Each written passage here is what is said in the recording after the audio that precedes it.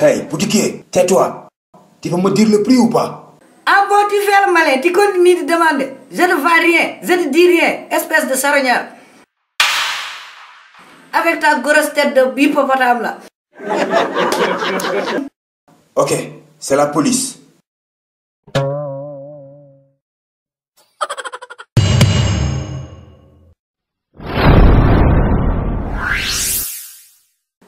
Monsieur le policier, je n'ai rien dit, parce qu'il y a je n'ai rien dit. C'est Café Touba qui a tout dit, c'est lui qui t'a offensé. C'est pas vrai. Mais arrête de me fumer. Tu veux me sacrifier ou quoi? Eh, tais-toi, non plus boy Café Touba en FN. Monsieur le policier, il faut l'embarquer avant qu'il ne parte. Il est plus rapide que le Jamaïcain là. Eh, taisez-vous, j'en ai marre. Je vais vous embarquer tous les deux, bandidos. Hey, tu ne vas pas m'amener. Attends, je connais mes droits, je vais appeler mon avocat. Ok, vas-y, appelle ton avocat.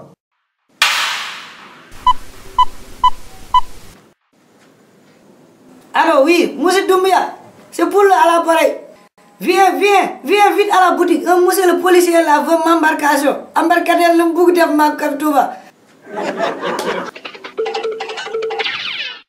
Eh, jeune homme, est-ce que tu vas? Eh, arrête-toi. Wow, monsieur le commissaire, il fuit, adorable, on dirait un Mbakijab. Attends, je vais fermer avant qu'il ne revienne.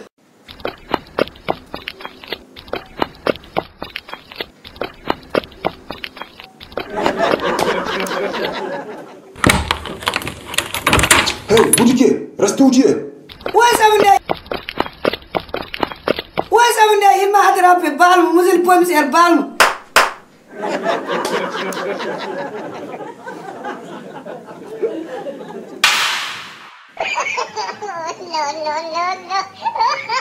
Mais Poulo, qui est-ce qui a pu casser ton front comme ça? Hey, boy Café Touba, là, je ne demande rien. Tout ça, c'est à cause du policier d'hier. Il m'a poursuivi et je suis tombé. J'ai fait le périer. Ah bon? En tout cas, moi, il ne m'a pas attrapé. Je suis 5 fois plus rapide que lui. C'était comme une course entre un lapin et un caméléon. Tu devrais y être pour voir comment je l'ai déposé là-bas. Tu veux dire que le policier m'a attrapé? Tu crois que c'est moi ou bien tu penses que c'est moi? Je t'ai dit que je suis tombé tout seul, je fais le périer. Boy Café Touba, tu es en train de me taquiner. Ok, désolé alors. Donc, Poulo, tu t'es rasé la tête comme ça? Sandel bi dafa leer sax, la japp de, ça te va bien. Boy Café Touba, arrête de me saboter. Tu vois pas que je souffre déjà, laisse-moi tranquille. Je dois fermer la boutique, j'ai un peu mal à la tête. Je dois aller me reposer.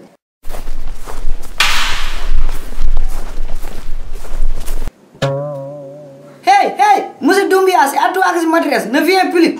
Ta venue n'est plus d'actualité. Avec ta grosse gomme de grosse biir bu rëy bi ton goro fan ràññeeku waat sa biir bu ngand bii di mel ni ëmb cere demal ci yow